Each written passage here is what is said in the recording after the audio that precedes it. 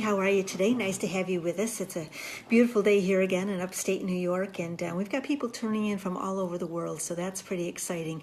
I'm really passionate about the subject we're going to be talking about today, which is food dyes, and it sounds a little innocuous, like, oh, what's the big deal? You know, what's red, what's blue, what's yellow dye? How is that going to harm my body? But you would just be amazingly surprised at, the detriment of these foods, the effect on our organs, the effect on our brains, on our children's brains.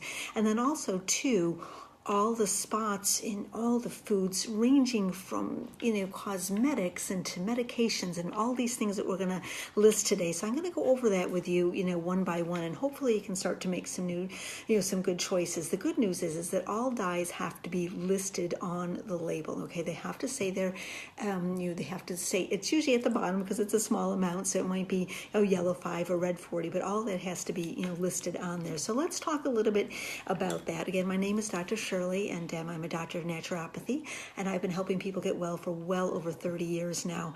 And my background is in health and is in wellness. Of course, I've done some yoga, but I've really made a study of understanding food, and also not taking everyone's word for it. Meaning, I don't mean the government in a conspiracy kind of way, but just because we're told something or presented that it's okay by the FDA. And again, I don't like to get political here, but we have to understand that everything that's put in front of us, a lot of it times there's a reason behind it. A lot of times there's a money reason behind that. And you're going to find that with some of this, after you learn today about these foods, how important it is for you to be vigilant with this, not just with yourself, but with your children and with your grandchildren as well too, because even teeny tiny amounts of some of these dyes getting into the body can affect the brain, the liver, and the heart. So we'll talk about that as well too. Good morning, Susan. Nice to see you. Susan was a previous student of mine. Angela, nice to see you, current student. Hey Gary, how are you? Gretchen, you're always here as well too. So thanks for joining us. So first of all, there's over 15 million pounds of dyes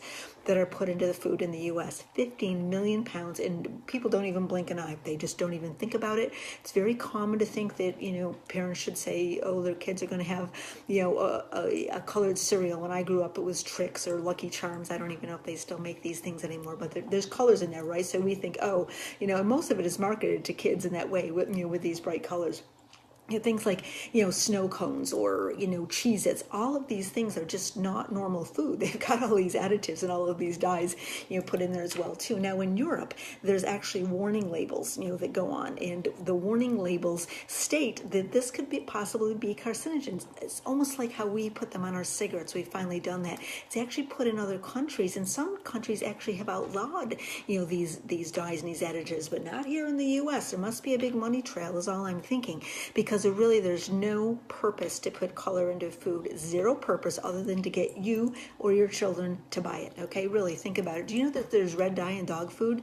I don't know that much about pets, although I have one, but aren't dogs colorblind? And why are we putting red dye in the dog food? This is the kind of thing that really, started driving me crazy. I raised my kids. I probably got into this when my kids were, I think, probably 3 and 5. And so really from very early age, we were just vigilant about that. And I'll share some stories along the lines, but I even had a babysitter that left once, and she's like, she didn't want to deal with it. I'm like, for gosh sakes, this is all on the label. What about these other kids that are doing this? So hey, Penny. Oh, hi, Bo. Nice to see you. Nice to see you as well. So these things are. Let's start out with some of the particular dyes that are available. Number one is blue number 1. So again, these are all labeled. You'll see them on your food, and you're gonna have to search for them a little bit because sometimes the font is like size 6 or 8, right? And you can't even see it. They've been shown to cause tumors in mice. They've been shown to cause disruptions in the nervous system. They've been shown to have an effect, obviously, on the liver, because all of these toxins that come into our body have to go through our kidney and have to go through our liver. Then they become cumulative as well too, okay? So there's not a water solubility going on. When toxins are taken in, if you remember with some of our other classes, they get stuck into our body fat as well too, and this causes us to gain weight. Is there a correlation between that and childhood obesity? I'm not sure. I'm sure it's a contributing factor. Oh, hey, Penny, nice to see you. Hi, Elaine, and nice to see everyone here today. So some of the things that you will find some of the blue dye in are some of your baked goods, believe it or not. Some of these, I don't know if it's Entramins, but baked goods that are already baked, not the stuff from the bakery usually, but things that you'll find that are prepackaged. And most of this food with dyes is prepackaged. Things like beverages. You ever see those cheap drinks? They sell them like in Sam's or Walmart, and you put a straw in them. And I remember when my kids were younger, and I understand grandparents want to give some kind of treats to their kids, but my kids were like, no, I can't have it. You'd be like red and orange. They were just, you would kind of freak out about that. Soda, even with caramel coloring, we'll talk about that. And those energy drinks. If you see a blue energy drink, a red energy drink, a yellow energy drink, a green, I don't even know if that's all that popular, but the red ones, all of these have dyes that are put into them. And again, they serve no purpose whatsoever. There's no nutritional value. All there is harm, and all there is toxin. But the thing is that if these dyes weren't there, a lot of the food and things would be bland. I guess that's how it was, thousands of years ago, but somehow we need the stimulation to have all of this color in here. Now, obviously candy, all right, you're not going to get a red, peppermint or, get a green mouth mint without, putting some candy in there. So most all candy has these dyes in them. Your cereals we've talked about, and even in your drugs, you got a little red pill, you got a little blue pill. Okay, those are dyes. Why? You've seen the antacids. I mean, I find it amazing that they have all these colors in them. It's like there's multicolored Lantar. I don't even know the name of these antacids, but right there, they're for adults. So we've got to have multicolored. Does that make us, feel better? That we're eating these things that have dyes. So I mean, antacids are obviously not the solution to an upset belly, although obviously it can help. But why can't we just have white ones? Why do we need to have colored ones as adults? So hey, Casey, nice to see you. Hi, Paula, nice to see you. How about popsicles? Now you can, there's a lot of progressive moms out there that I really applaud. There's a whole new generation, that's coming up that's really realizing they're not really wanting to put the stuff into their kids' bodies at all. But if you get a popsicle and it's blue or green or yellow, I know this is a summertime treat, but it's pretty easy to make some popsicles. I mean, even when I was a kid, they had those little Rubbermaid things, and you put in some juice or you make something natural. You put the stick in there and you get the kid a natural popsicle. I get it. I understand that, but this is not a treat. You're not doing him any good. And if you start to watch the behavior, you'll see what goes on right after this. Hey, Marilyn, nice to see you. Marilyn's a health expert as well and has her own show in regards to getting healthy with Marilyn, which is wonderful. And I've been on before. Let's talk about the red dyes. Now, in 1990, the FDA determined that the red dyes were carcinogen. Okay, they caused thyroid cancer, and so they started to ban the red number 3 in cosmetics. All right, but it's still in some things like your sausage casings. It's in your oral medication. So again, thyroid carcinogen, considered to be by the FDA, but still allowed into our food and in our products. Maraschino cherries. Now those things did not get to be that bright red without having dye in them. And I remember as a kid, seeing them. I didn't like them. I remember my nieces did. I remember my mom, putting them on, obviously on, on ice cream and into little drinks like those kitty cocktails. They would certainly be in those. You'll find them, in candy, and you also find the red dye into your baked goods. Now, when my son was, younger, I, even at the school, I'd say, hey, listen, they'd have these special days out, I don't want, my kid having any red dye. And so I went to this party once and they had this Kool-Aid with orange dye. I said, no, not the orange dye. And the poor woman, she just raised her hand like, okay, lady, thinking, that I was nuts. She was trying to help, but it just, didn't happen. And sometimes there's dyes in foods that we don't even really know that they're there. But the Ride 40 in particular is really highly used. It's a very popular dye. Again, 15 million pounds of dye used every single year. It's been shown to cause allergy reactions, and it really but it contributes to this hyperactivity. When I was in practice, probably maybe 15 years ago, I went through a slew. I was working with a lot of kids that had ADHD, couldn't sit down, all that, but all of these dyes contributed to that. And when I learned this early on, is one of the reasons I absolutely forbade my children to have any dyes whatsoever. And they understood, how they felt afterwards as well too. So when you see, this, we'll talk about the yellow 5, but these have been completely, contributing to how kids are feeling. Okay, so if you take this out of their diet, no kid wants to be buzzed out of their head or have, flying off or have ants in their pants like they used to call it when I was younger. No one really wants to feel like this, but you've got to remember, you are the parent, you are the grandparent, you get to decide. I mean, we've all witnessed being in the store, I want this, I want that, right? Kids like, having tantrums, or parents saying, okay, go ahead and, you can have that, but is that really a treat? I used to take my kids, Wegmans food markets is here in in the Northeast, and we would go, and once a week when we went shopping, they could buy a treat, but it was from the natural food section. So there might be, like regular Pop-Tarts, which I grew up on before anyone, probably was real jelly back in them, back in the day, but not anymore. Now they have red dye in the Pop-Tarts, but the natural Pop-Tarts did not. You could take something like a Nutri-Grain bar made by Kellogg's, okay, big industry, big company. There's red dye in those things, okay. Oh yeah, but it's presented like, oh, this is white background. There's this nutritious bar, Nutri-Grain. This is good for you. It's not good for you. No reason whatsoever. And why do we need to have red dye in the jelly? I have no idea. Yellow 5 has been particularly shown to cause hyperactivity in children, and it's just something that none of us need in our body. Again, it's a known carcinogen. The red 40, the yellow 6, the red 3, and it's actually acknowledged. A lot of this is acknowledged by the FDA, but still there are no restrictions whatsoever on how much of this goes into our food. And unlike Europe, again, there's no warning labels whatsoever. So I'm feeling very happy to be sharing with this with you today, because it's a decision that you can make right away. Okay, it's a decision you can make right away, is to not have these red dye food. Do you know that a lot of ketchup has red dye in it? I mean, what's wrong with the tomatoes? Why is there red dye in there? This stuff baffles my mind.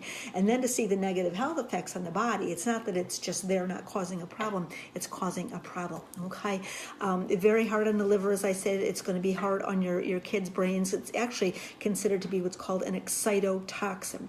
If you want to learn more about this, there's a very good book just called Excitotoxin. It's got a blue cover. I don't remember too much more than that, but it'll tell you exactly what happens to the neurotransmitters, to your dendrites, to the focus, to the memory, to the concentration when these particular chemicals are introduced into our body. And it is a chemical, okay? It just absolutely is. We talked about the food dye. In the pet foods, rather. Did you know that a lot of farmers will put yellow dye into the feed for the chicken, because I'm just talking about Americans now, I don't have any other expertise really, but we as Americans, we like to have a brighter yolk. We react better. We want to eat it. We want to buy it. And so by feeding yellow dye to the chickens, then they're going to produce an egg that has a brighter yellow egg. So is it worth it to buy cage-free, or is it worth it to buy organic? You bet it is. Okay, because this stuff in eggs, in some reason the dairy industry, and you'll see this more, the dairy industry lobbied a long time ago not to have dyes listed. So things like butter can have yellow dye in it, vanilla ice cream. So there's something happened. I got to look into this. Something happened with the dairy industry where they lobbied and they did not have to label, but it is in there. Okay, mark my words. You don't get that parquet margarine or whatever that shed spread stuff is. It's like the color of these back walls that I'm sitting here, and not have it on the label. I mean, think about it. Some other foods. I'm going to go through some common foods that you may not realize that this is in, and some of this is pretty shocking. Smoked salmon, okay? You think about salmon, and salmon is a good food. It's high in essential fatty acids, it's high in protein, it's good for your brain food, but you know what? A lot of the smoked salmon has blue 1, yellow 5, and red 40. Why? Because it's more attractive and we want to buy it because it has this very intense color. Applesauce. Some of your apple, you think, oh, even the ones that say natural applesauce, that natural flavorings and that natural word, it means nothing, okay? It just doesn't. Unless it says certified organic, or it says no dyes, or no hormones, or no MSG, whatever it is that you're looking to know about. If it's not on the label, believe me, it's in there. Applesauce, some of it has blue 1 and red 40. Pickles. This is a funny one. I'm not a pickle eater. I don't particularly like them, but Mark does. And my daughter does too. So I remember looking for them. You go in the store, next time you're shopping, you go down the pickle aisle, pick up the pickles, and you turn around. Do you know what's on there? They all have yellow 5. It is almost impossible to find a jar of pickles that doesn't have yellow 5. Why? What's wrong with the pickles? The pickles are a fine color. Do they need yellow dye and blue dye and green dye to make them more attractive for us to buy? Must be, because they're all on there and there's no restrictions. So either it's very easy to pickle yourself, but if you're not a pickler, go get some at the market that don't have any dyes in them. I'm sure in some of the natural food stores like Trader Joe's and Whole Foods, I'm positive that they have pickles that don't have dyes in them. Cereals, we talk about a lot of your flavored yogurts. For some reason, they've taken all of the yogurts. They try to, of course, it's a health food yogurt. It's wonderful for you, but then they market these ones for kids and they put sprinkles on top. They got fruit on the bottom. Well, it's not really just fruit. It's fruit with dye in it, and it's got these blue sprinkles. You've heard me talk about when I took my kids to the dentist. You get the free little sample of toothpaste, and it's turquoise blue. It's turquoise blue. It has glitter in it. Really? I want that in my kid's mouth? No, I don't want it in my kid's mouth. There's no blue toothpaste. We don't want this going on. Keep it. I don't mean to say give it to someone else. I mean, even on Halloween, my kids would go trick-or-treating, and at the end of the time, we live in a suburb, so we had a lot of candy. And they would separate, and we'd put the chocolate, which was cool, on one side, and we'd put the dyed foods on the other, and then I guess they would bring those to school to give to their friends. I don't know if that was great, but it wasn't that we didn't treat, we just didn't want to have those. Salsa, there's over 24 salsas that have red dye in them. Salsa's a wonderful food. Tomatoes and onions and the peppers and the spices, good stuff, but make sure that you're not getting some run-of-the-mill stuff that has some red dye in it. Your salad dressings, tons of salad dressings have dyes in them. Again, this is, you can make these your own. I mean, we just use olive oil and some very good balsamic vinegar. A lot of people like the big creamy ones, but spend the extra couple dollars. You don't want those dyes going in. Do you know that we, again, respond better to oranges that are of a brighter color? Do you know that oranges aren't really orange, and that a lot of times they're actually green, but they're sprayed with a red number 2 that helps them to become more orange, and that way we like them and we want to buy them and eat them. Now, does the orange have to be labeled? No, you're not going to see that on there, but look for your sourcing and look for organic, and you'll know for sure. A lot of time the organic food isn't as pretty, is it? It's a little beat up. It's got a couple bruises on it. It's like real food. It's the real deal. So you're not going to see this this pretty perfect orange or this perfect apple there when you buy organic, but you know that it's real and it doesn't have any additives. A lot of your vinegars have dyes in them.